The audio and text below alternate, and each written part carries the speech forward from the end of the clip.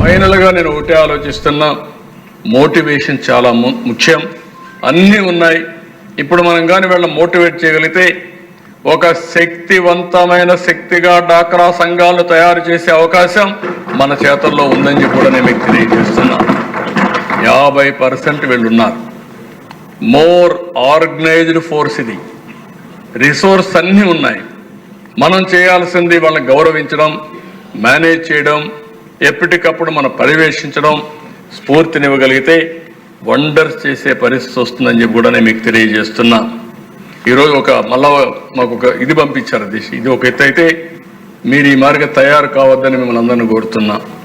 Saraswati cements shares, దీంట్లో మీరు చూస్తే ఇనిషియల్గా ఒక అగ్రిమెంట్ చేసుకున్నారు. జగన్మోహన్ రెడ్డి, విజయమ్మ 51.01% షేర్స్ విజయమ్మకు ట్రాన్స్ఫర్ చేయాలని 21లో ఒక అగ్రిమెంట్ చేసుకున్నారు.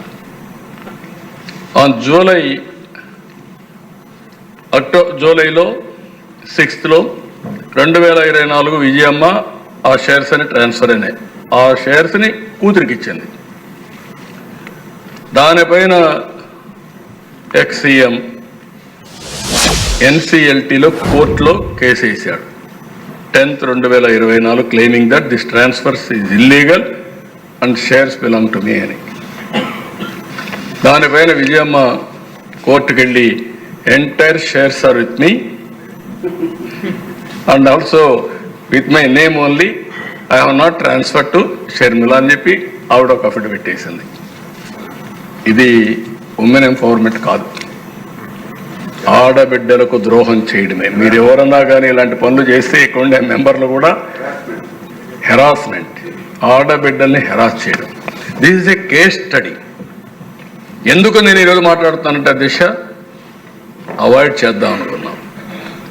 నేను ఉమెన్ ఎంపవర్మెంట్ మాట్లాడే సమయంలో ఇలాంటి జరిగితే ప్రజా చైతన్యం తేకపోతే నాది కూడా తప్పు అవుతుందనే ఉద్దేశంతో నేను చెప్తున్నా. ఇలాంటి టాలరబుల్ కాదు.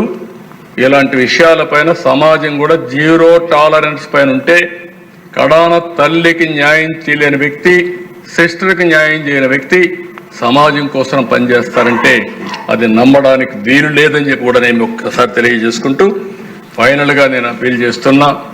మర్చిపోవద్దండి, 1 లక్ష ఆంటర్ప్రెన్యూర్స్, కాన్స్టిట్యున్సీకి 1000 మందిని ప్రమోట్ చేయడమే కాదు, వాళ్ళు బాగా చేస్తే అభినందించండి. 1 సంవత్సరంలో 1,75,000 మంది మహిళల్లో పారిశ్రామికవేత్తలు చేయాలని ఈ సభ సంకల్పిస్తున్నాం. ఈ సంకల్పాన్ని ముందుకు తీసుకుపోయే బాధ్యత మనందరిది. తప్పకుండా చేయమని కోరుకుంటూ, అదే మనం నిజమైన ఉమెన్ ఎంపవర్మెంట్ అని చెప్పి తెలియజేసుకుంటూ, దీనికి అందరూ సహకరించాల్సిందిగా మరొక్కసారి మిమ్మల్ని అందరినీ కోరుకుంటూ, మనం అంతా కూడా రేపటి నుంచి నేను దీన్ని ఒక ఉద్యమ స్ఫూర్తితో తీసుకెళ్తాను. ఇయర్లీ ఇంటర్నేషనల్ మహిళా దినోత్సవాన్ని జరుపుకుంటాం.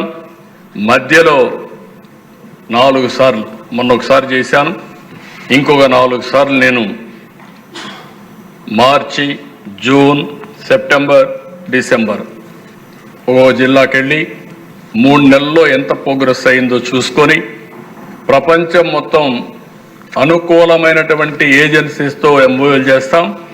వాళ్ళందరి సహకారం తీసుకొస్తాం, కొలాబరేషన్ తీసుకొస్తాం, వీళ్ళకి ట్రైనింగ్ ఇస్తాం. ఎంతవరకు చేసాం సమీక్ష చేసుకుంటూ, మోటివేట్ చేసుకుంటూ ముందుకు పోదాం. ఇది ఒక ఉద్యమం. ఈ ఉద్యమానికి అనునిత్యం మనం కూడా దాన్ని ముందుకు తీసుకపోతే ఇది మహా ఉద్యమంగా తయారవుతుంది. నేను అందుకే చెప్పాను, వెల్తీ, హెల్తీ, హ్యాపీ సొసైటీ మనందరి ధ్యేయం. సంపాదన ఉండాలి, ఆరోగ్యం ఉండాలి, ఆనందం ఉండాలి. ఈ 3తో ముందుకు పోవాలనుకుంటున్నాం. ఇలాంటి కార్యక్రమాన్ని ఆడబిడ్డలతో మనం స్టార్ట్ చేయడం. డాక్రా సంఘాలు ఎందుకంటున్నానంటే మళ్ళీ చెప్తున్నా, సమాజంలో అందరికంటే తక్కువ ఆదాయం వచ్చేవాళ్ళు డాక్రా సంఘాల్లో మెంబర్లుగా ఉన్నారు. అలాంటి పేదవాళ్ళకు సేవ చేస్తే మన జీవితాలకు కూడా సార్థకత ఉంటుంది. దయచేసి అందరూ సహకరించవలసిందిగా మరొక్కసారి కోరుకుంటూ సంఘాల సభ్యులను కూడా కోరుతున్నా, మీరు కూడా మేము చేయూతనిస్తాం. ఇచ్చిన చేయూతను అందిపుచ్చుకుని మీరు కూడా అన్ని విధాలా సహకరించి ముందుకు రావాల్సిందిగా మరొక్కసారి అందరినీ కోరుకుంటూ అందరికీ నమస్కారాలు. సమయం ఇచ్చిన మీకు కూడా నమస్కారం.